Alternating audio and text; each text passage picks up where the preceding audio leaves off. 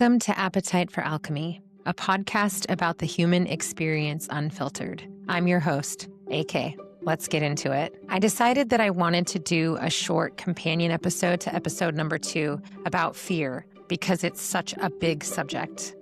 After I recorded the episode, it got me thinking, now what? What if you tried and it was awkward? So that's the title of this episode. Episode 2.5, what if you tried and it was awkward? What if the reason you haven't started isn't fear of failing, but fear of being bad at it? Failure feels abstract, but embarrassment, that's personal. I wanted to record this as a companion to the last episode because after talking about fear, a lot of us arrive at the same place. We're inspired, we're clear, we want to move, and then we freeze. Not because we don't want the thing, but because we don't want to look foolish trying. We live in a world that rewards polish, competence, looking like you know what you're doing. But nothing meaningful starts that way. Not businesses, not art, not confidence, not self-trust. When I started my teeth whitening business, I didn't feel powerful. I felt awkward.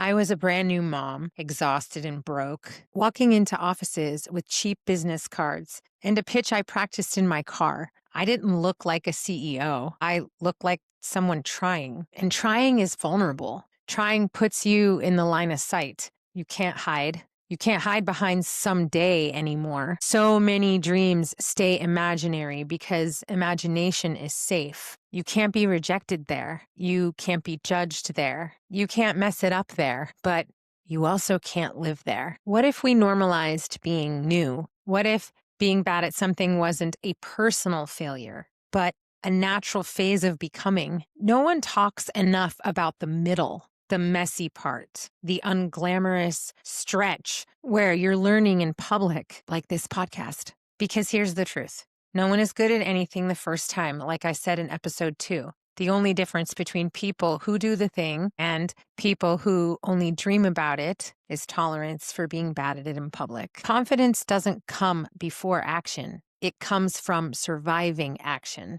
Every time you try and live through it, even when it flops, your nervous system learns, I didn't die. I can handle this. I'm allowed to continue. That's how fear loosens its grip, not through affirmations, but through evidence. Guided reflection for the drive, the walk, or the quiet moment. If you're driving, keep your eyes open and just let your shoulders drop. The breath in and out slowly. Ask yourself quietly, what's the one thing I want that I've been postponing until I feel ready? Now ask, what would it look like to try this badly, imperfectly, without announcing it to the world? Where could I give myself permission to be a beginner again? No fixing, no judging, just noticing. Because courage doesn't always roar. Sometimes it whispers, I'll try once.